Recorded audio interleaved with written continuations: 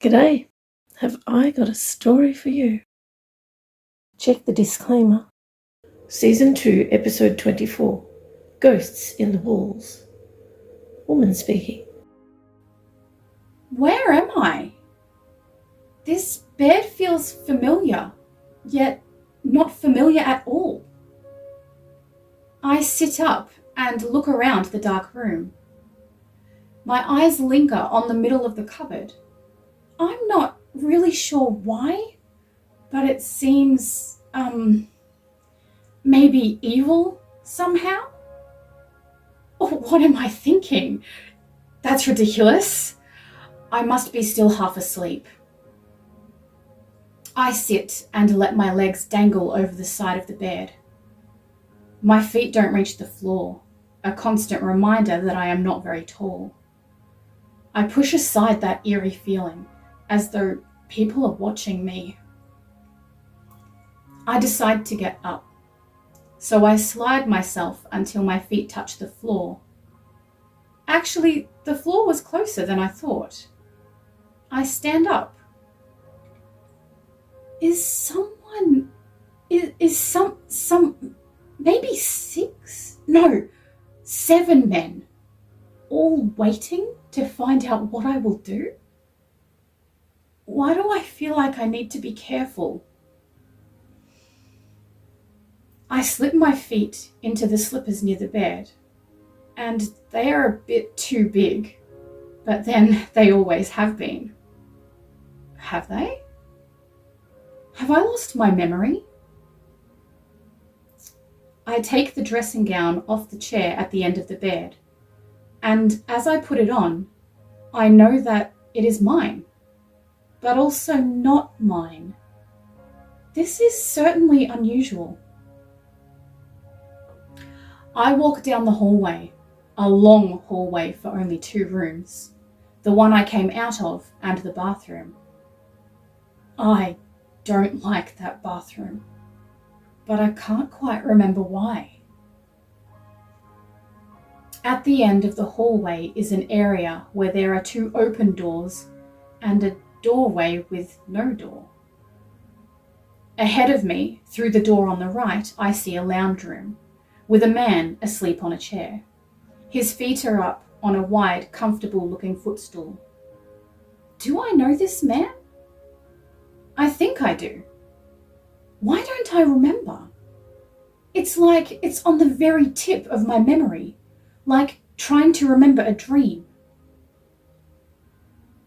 I look at his slippers, as though if I look at them long enough, maybe I will remember something. Did I put them on his feet for him? Maybe he's a cripple and can't do things for himself. I don't know. His face seems so familiar to me, but at the same time, not familiar at all. I walk through the open door on the left, which leads to the kitchen. I instinctively put the kettle on, get 2 cuppas ready, and start filling the sink with hot soapy water to wash the few dishes I see on the side of the sink. I get out a bowl and go to the fridge to check how many baby milk bottles are left. Baby milk bottles? There are no milk bottles because there are no babies. So why did I get a bowl out for a baby bottle and hot water to warm it? I stand at the sink and turn the water off. I forcefully put my hands in my pockets instead of washing dishes. Why was that so hard to do? It's like having something making me do things automatically. I don't want to wash these dishes. Instead, I look out the window at the fence. It looks fairly new, and this house also looks new. I look down at the small plants and suddenly remember them grown, specifically knowing that one tree was very tall and very, the only word that comes to mind is ominous. The kettle makes a loud whistling sound and I turn it off. I can hear that man in the next room making noises. What did he say? Stupid woman? I am the only woman here, and I know that I am definitely not stupid.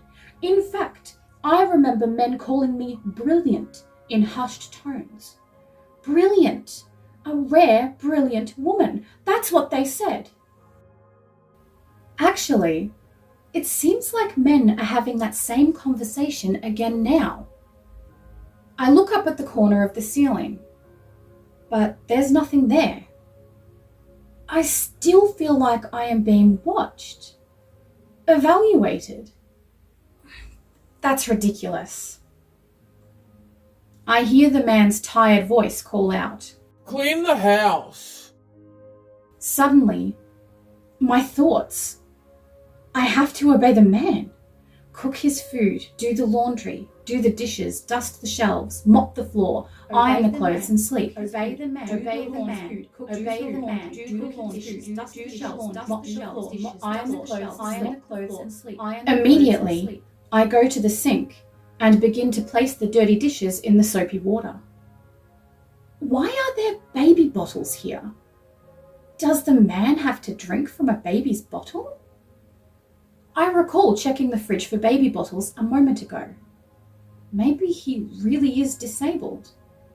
But if he has to drink from baby bottles, why did I get 2 cups out ready for hot beverages? There are only 2 of us here. Obey the man, obey the man, obey the man, do the laundry, dust the shelves, mop the floor, iron the clothes. I look at the oven. Is there food in there? It is turned off, so maybe not. Why do I remember putting food in there? Was that last night? Obey the man, obey the man, cook the laundry, do the laundry, Where is that voice coming from? I glance over at the telephone. No, the receiver is in place. So why do I feel so apprehensive? I don't want that telephone to ring. And if it does, I don't want to answer it. I go over to the oven and instinctively wipe my wet soapy hands on the tea towel that is hanging from the oven door handle. Did I unknowingly do the dishes? Did I put the tea towel there? I see uncooked food in the oven. I don't like this. I don't like it at all. This is all wrong. The baby bottles, being watched, the corner of the ceiling, the rare, brilliant woman. Me? Plants outside, that tree, doing things automatically. 2 cups, the soapy water, the bowl to warm the baby's bottles, the kitchen, the man asleep on the chair, his slippers, the end of the hall, the lounge room, the small laundry room I saw through that doorway with no door, the long hallway with only 2 rooms, the bathroom. I look down at the dressing gown, the slippers on my feet. I know that several men, 7 of them, are watching, evaluating me. The middle of that bedroom cupboard. Suddenly, I feel like that telephone is going to ring. I have to get out of here before I hear it. I know that if I hear it, I will have to answer it. I will have no choice. What? How could I have no choice? I run to the front door, which isn't easy wearing these slippers. I quickly open it, but I can't go through the open doorway. I push myself against it.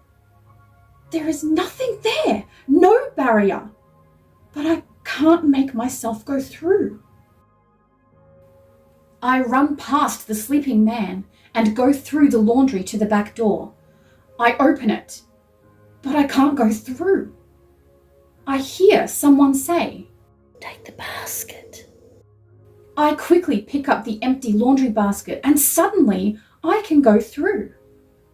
I find myself at the clothesline, taking the dry clothes off the line and folding them into the laundry basket. It's half full.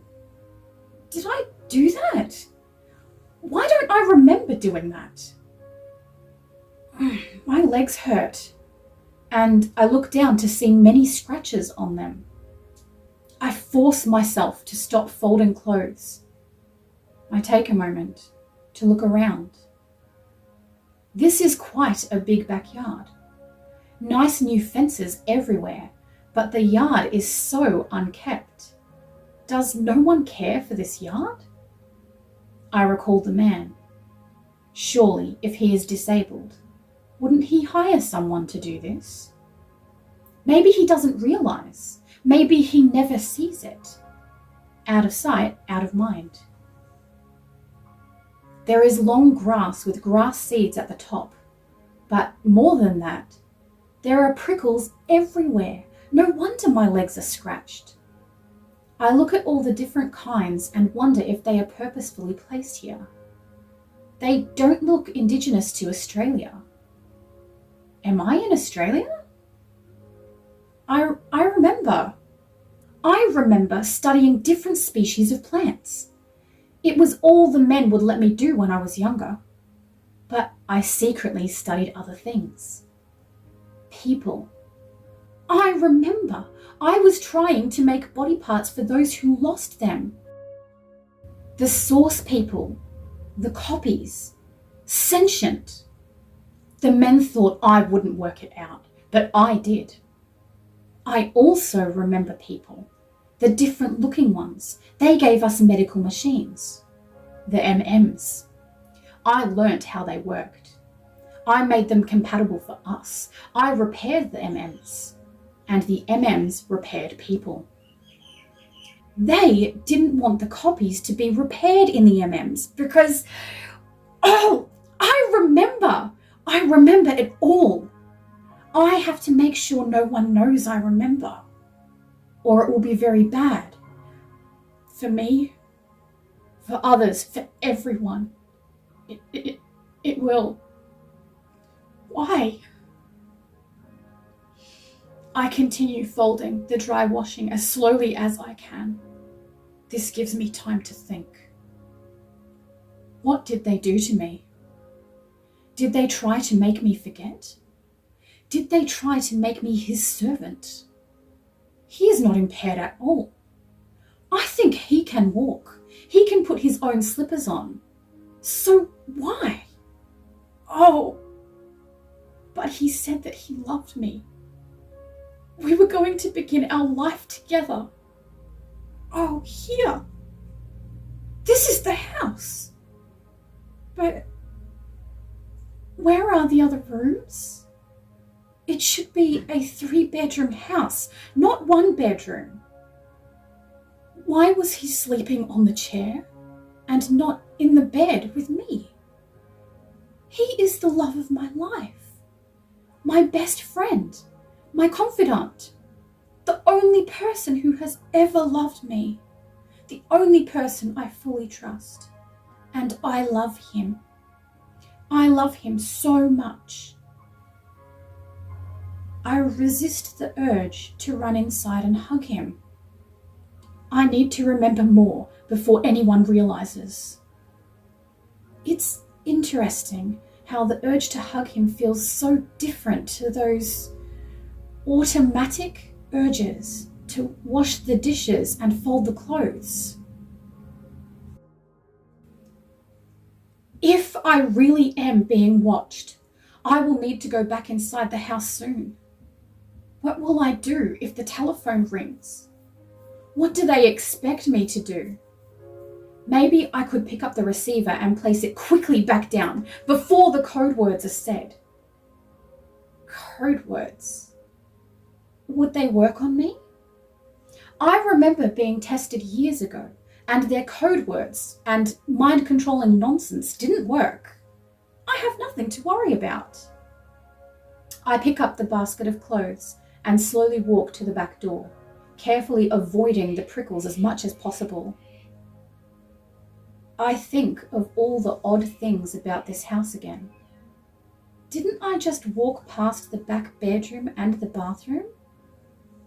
What back bedroom? Was the window of the back bedroom there? I thought it was. Maybe I'm just remembering the house plans. There's one thing for sure. I'm not going to walk through these prickles again to find out. I walk straight down to my bedroom. That's what they would expect me to do. Well, now I know. The back bedroom does not exist. There is no door, just blank wall. Same for the side bedroom. But I remember them on our house plans. I resist the urge to get dressed. I don't want those 7 men watching me. Oh, there's more now. Many more. I look up at the ceiling in front of the window. On my right. Nothing there. Nothing on my left either. So why do I feel like I'm being watched? I begin sorting the washing on my bed. I hear soft noises from the room next to mine. But there is no room next to mine. So where are the noises coming from? I pretend I don't hear them. I put away most of the folded washing. I knew where everything went, except why did I wash single bed sheets? Who do these cloths belong to? Us? If I didn't know better, I would think these cloths were nappies for a baby. But there is no baby. I think of the baby bottles. Maybe I was minding someone's baby. Why don't I remember that? I suddenly look at my stomach. I feel it under the dressing gown. No baggy skin. I have never been pregnant. My stomach is as small as usual, and the skin is still tight. I thought for a moment. With their mind control nonsense, but no. I think I'll put these sheets and cloths in the linen cupboard. I look through the open lounge room doorway and see my darling asleep on the chair. Why did he sleep there? Did we argue? I can't imagine us arguing. I hear the phone ring. I'm not going to answer it. No, I'm already walking quickly through the kitchen towards the dining room where the phone is. I try to turn around, but I just keep walking. How do I stop? How is my body doing this when I am not doing it? What have they done to me? I won't pick up the receiver. I refuse to answer it. I sit next to the phone, and my hand is already reaching for it. I'll just lift it slightly and put it back down. I refuse to answer it. It is already at my ear. Little sweetheart speaking. I wake up and realise that I'm still in the end room, laying next to the sweet little toddler. He is wide awake, laying on the blankets I put there for him, looking directly at me. He's drinking a bottle of milk. I look across at the bottles, only one left where they were lined up near the wall. Did this little boy wake up and get the bottles himself? And leave me here to sleep? It's amazing that I didn't wake up. I see the sunlight outside the window and wonder how long I slept. Actually, I feel really good. Well rested. I haven't felt this good in a long time. Maybe I slept, really slept, without any of the usual night things happening. I sit up slowly just in case, but I'm not dizzy at all. This is, unusual. I still feel like I need to eat something though. I think it's been 3 days since I ate. It feels like it. The toddler sits up and looks at me with big green eyes. Wait, did he hear my thoughts? This this little boy asks me if I am hungry in my thoughts. I remember other children like him. They were in an enormous building with others who could do the same to varying degrees. I answer in my mind, yes, I am hungry.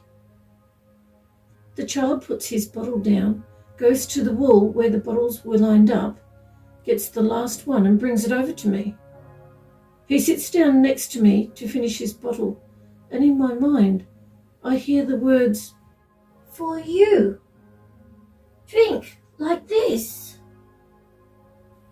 Is this sweet little boy really sharing his milk with me? Am I dreaming? I can't be dreaming. My dreams are always dark. Could this child mind talk with me? I put the full bottle he gave me back near the wall and look down the hallway. No one in sight. Good. I go over and sit next to him and mind talk with him for what seems like a very long time, but his mind is so open, so quick to hear and quick to respond. This child has an amazing vocabulary, but then many young children do, in their minds. We speak mind to mind for what seems like hours, but I know that it has only been a minute or two. He has no idea where my baby is, but would be happy to be my toddler. We hear the woman's loud thoughts and go to the doorway. We watch the woman walk slowly down the hall. Both of us watch her thoughts. Did she think of Sleepy Man as her darling? Well, that's new. The phone is ringing. Will she answer it? She doesn't want to. Her body is doing things that she doesn't want to do. I know what that's like. She answered the phone. She chose not to, but her body did it anyway. I hear a car door slam, then another and another. How many people are coming? I don't hear the usual tapping of high shoes, but instead the thud of men's shoes. Many men. The toddler and I decide to hide. We push the room door closed, and both of us get into the wardrobe. He is sitting on the blankets, and I am sitting on a pile of folded nappies. We both know the men haven't come for us. We see their thoughts. Not good, but there's nothing we can do. The woman doesn't hear us in her thoughts, but Sleepy Man does. He told us, Get out of my head and stay out. while he's still asleep, although he's waking up now. We still hear his loud thoughts. They are directed at his son, but he doesn't have a son.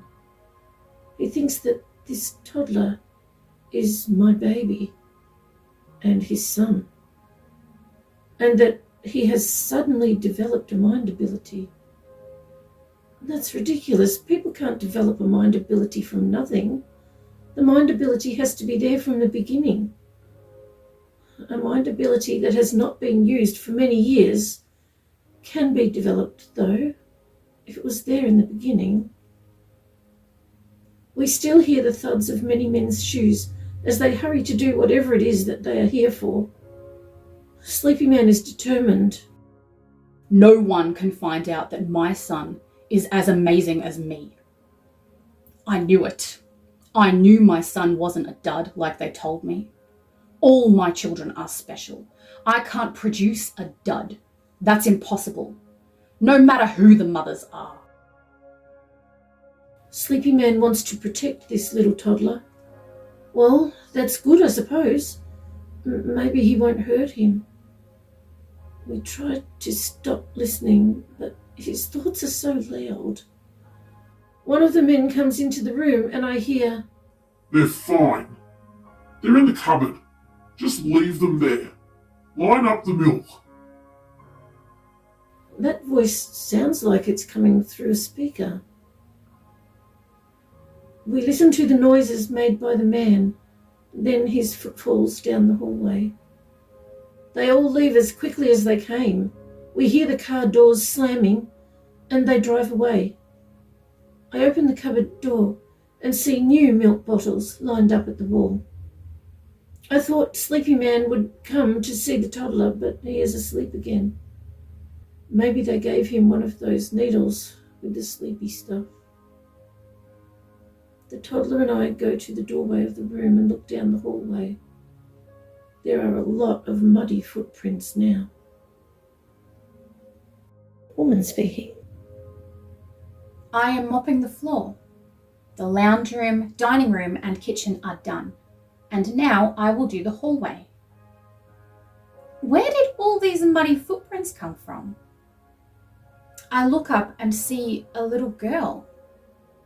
I quell the feeling of anger rising within me. There is no reason to be angry. I ask her, "Where did you come from? Do you know where you live? Who are your parents?" I look at the muddy footprints. Maybe her father made them. Are your parents here? Suddenly, I wonder, have I seen this child before? I came from that room. She says, pointing to the wall at the end of the hall. Maybe she is playing, pretending. There is no room there, I tell her. But she insists that there is. Have we had this conversation before? Once again, I quell that feeling of anger rising within me. It's harder this time. It is just the end of the hallway wall there, I tell her. It's just a wall. There is no door. That infuriating girl walks to the end of the hallway. There's nowhere to go except the doorway on the left. My bedroom. Is that what she meant? I watch as the girl walked. She walked through the wall. She went through it. The wall. Through the wall. I blink. Did she really do that? I take a few deep breaths. Was she even here at all? I blink again as I see her and an even smaller boy come out of the wall.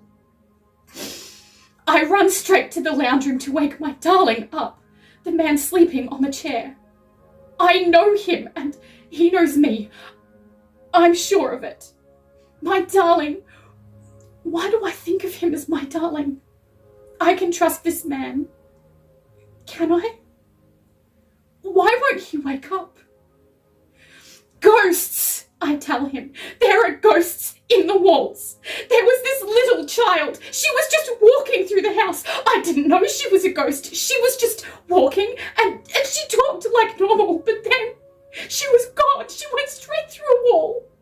And when she came back, there was two of them, a tiny boy with red hair and green eyes. I can't believe it, but there are ghosts here, my darling. You have to wake up. You don't understand. There shouldn't be ghosts here. Please. Please. They're watching us now. Look at them. They're just standing there in the doorway. She can walk through walls. He won't wake up. Is he alive? He's breathing. I slumped to the floor, holding my head in my hands. The pressure. Oh no. I know what is happening. No, it can't be. It can't be true, but it is. I am a copy.